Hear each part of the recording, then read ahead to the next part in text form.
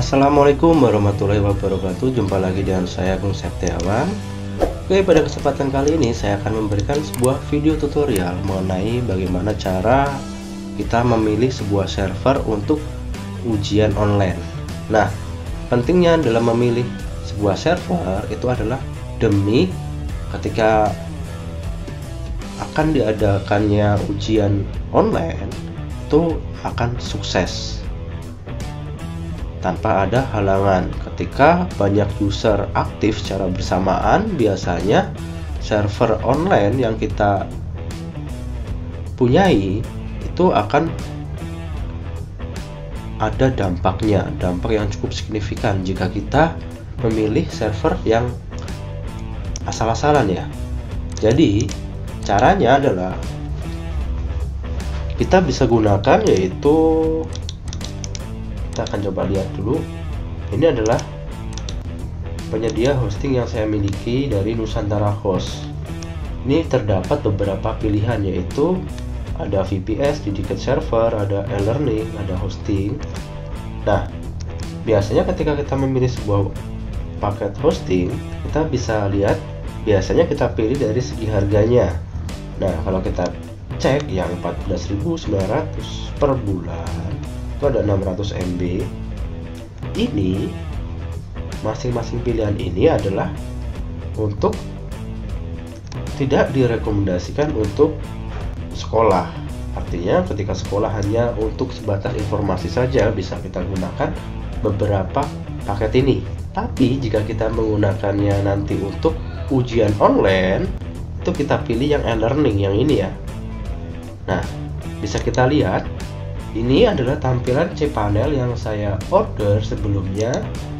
Saya gunakan dari Pangeran yang ini.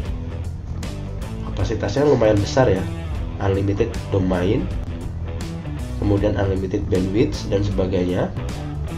RAM 6GB. Ini tidak mampu untuk mengakses sekitar lebih dari 50 orang. Seperti itu ya.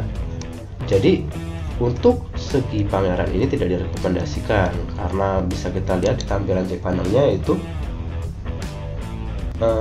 server web hosting ini tidak didesain untuk digunakan ujian online seperti itu ya. Jadi ini tidak digunakan untuk ujian online. Jadi jika kita akan menggunakan layanan CBT atau sejenisnya, kami sarankan untuk upgrade ke VPS atau dedicated server. Nah, jadi layanan untuk sekolah itu sendiri sebenarnya udah ada di e-learning yang ini. Kita bisa pilih, klik, kita cek. Nah, di sini sudah tersedia yaitu hosting khusus e-learning. Ideal untuk 50 peserta online, ada sekitar Rp200.000 per bulan. Seperti itu ya. 10 GB SSD, RAM ada 2 GB, unlimited bandwidth, unlimited database, subdomain unlimited, email pun unlimited. cPanel kontrol panel, jadi bisa kita kontrol melalui halaman akun di Nusantara Host. Kemudian ini ada yang saya pilih, itu saya analisa terlebih dahulu dari jumlah siswa yang akan mengikuti ujian. Seperti itu ya.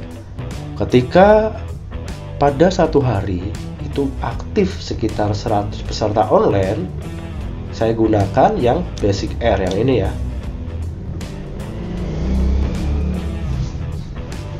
Saya gunakan yang Basic Air yang ini. Nah, kemudian bisa kita lihat SSD harddisknya ada 30 GB, RAM-nya pun 6 GB. Otomatis ini lebih menunjang dibandingkan dengan yang kita beli yang ideal untuk 50 peserta. Nah, kalau misalkan kita lebih dari 200 peserta dalam satu kali ujian, kita bisa pilih yang ini 1 juta per bulan ya, atau yang ini 2 juta per bulan kurang lebihnya ketika kita memilih yang 1000 peserta online. Nah, selanjutnya tampilannya nantinya sudah tidak seperti ini lagi nih. Kita bisa lihat tampilannya.